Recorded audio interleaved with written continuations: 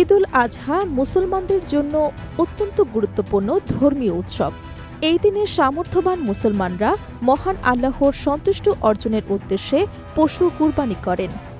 তবে কুরবানি শুধু একটি আনুষ্ঠানিকতা নয়, বরং এটি ত্যাগ, তাকওয়া ও আল্লাহর প্রতি আনুগত্যের প্রতীক। তবে প্রতি বছর কুরবানি ঘিরে মানুষের মনে নানা প্রশ্ন ও ভুল ধারণা দেখা যায়। এর মধ্যে সবচেয়ে আলোচিত একটি বিষয় হল, কুরবানিতে শরিকের সংখ্যা কি অবশ্যই বিজোড় হতে হবে? অনেকেই মনে করেন 2, 4 বা 6 জন মিলে গরু কুরবানি করলে তা শুদ্ধ হয় না। কিন্তু ইসলামী শরীয়ত কি সত্যি এমন কথা বলে? ইসলামী বিধান অনুযায়ী কুরবানিতে শরিকের সংখ্যা জোড় না বিজোড় সেটি কোনো শর্ত নয়। অর্থাৎ 2 জন, 4 জন বা 6 জন মিলে একটি গরু, মহিষ বা উটে শরিক হয়ে কুরবানি করলে তা সম্পূর্ণ সহিহ এবং বৈধ হবে। শরীয়তে কোথাও বিজোড় সংখ্যাকে বাধ্যতামূলক করা হয়নি, বরং মূল বিষয় হল শরিকের সংখ্যা যেন নির্ধারিত সীমার মধ্যেই থাকে এবং প্রত্যেকের নিয়ত বিশুদ্ধ হয়।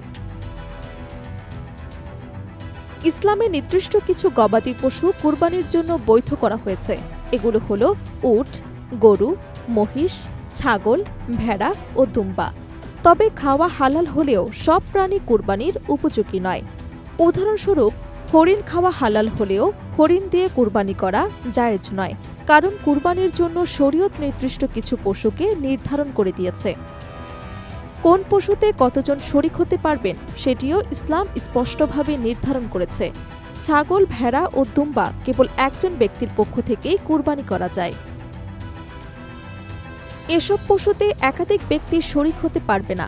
অন্যদিকে গরু, মহিষ ও উটে একজন থেকে শুরু করে সর্বোচ্চ 7 জন পর্যন্ত শরিক হতে পারেন।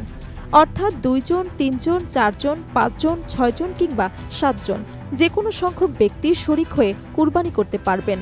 তবে 7 জনের বেশি, যেমন 8 বা 10 জন শরিক হলে সেই কুরবানি শুদ্ধ হবে না। এই বিধানের পক্ষে সহিহ হাদিস রয়েছে।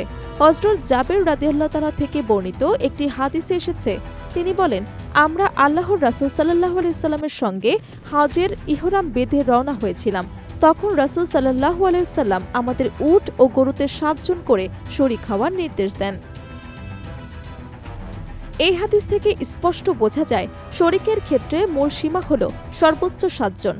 এখানে জোড় বা বিজোড় সংখ্যার কোনো বাধ্যবাধকতার কথা উল্লেখ করা হয়নি। অনেক সময় সমাজে প্রচলিত কিছু ধারণা মানুষকে বিভ্রান্ত করে। কেউ কেউ মনে করেন বিজোড় সংখ্যায় শরিক হওয়া নাকি বেশি ফজিলতের, কিন্তু ইসলামী শরীয়তে এমন কোনো বিশেষ ফজিলতের কথা উল্লেখ নেই। বরং আলেমরা বলেন, কুরবানির মূল উদ্দেশ্য হল আল্লাহর সন্তুষ্ট অর্জন এবং তাকওয়া বা খোদাভীতি অর্জন করা। এছাড়া কুরবানির ক্ষেত্রে আরও কিছু গুরুত্বপূর্ণ মাসালা রয়েছে, যেমন একটি ভাগে বা এক নামে একাধিক ব্যক্তি শরিক হতে পারবেন না। প্রত্যেক শরিকের জন্য আলাদা অংশ নির্ধারিত থাকতে হবে। যদি একটি ভাগে একাধিক ব্যক্তি অংশীদার হন, তাহলে সেই কুরবানি শুদ্ধ হবে না। একইভাবে শরিকদের প্রত্যেকদের নিয়ত সহিহ হতে হবে। কারো উদ্দেশ্য যদি শুধুই গোশত পাওয়া হয় এবং কুরবানির ইবাদতের নিয়ত না থাকে, তাহলে অনেক ফকিহের মতে তা অন্য শরিকদের কুরবানির ওপরও প্রভাব ফেলতে পারে। কুরবানি একটি মহান ইবাদত, যেখানে বাহ্যিক সংখ্যা বা আনুষ্ঠানিকতার চেয়ে বেশি গুরুত্বপূর্ণ হল নিয়ত, তাকওয়া ও শরীয়তের বিধান মেনে চলা। তাই জোড় না বিজোড় এই বিতর্কে না জড়িয়ে কুরআন সুন্নাহর আলোকে সঠিক নিয়মে কুরবানি আদায় করাই একজন মুসলমানের দায়িত্ব। ধর্মীয় বিষয়ে প্রচলিত ভুল ধারণার পরিবর্তে নির্ভরযোগ্য আলেম ও ইসলামিক জ্ঞানের আলোকে মাসালা জানা জরুরি। কারণ ইসলাম সহজ ও ভারসাম্যপূর্ণ ধর্ম। এখানে অপ্রয়োজনীয় কঠোরতা বা কুসংস্কারের কোনো স্থান নেই। তাই কুরবানির ক্ষেত্রে শরীয়তের নির্ধারিত নিয়ম মেনে সঠিকভাবে ইবাদত পালন করাই সবচেয়ে গুরুত্বপূর্ণ বিষয়।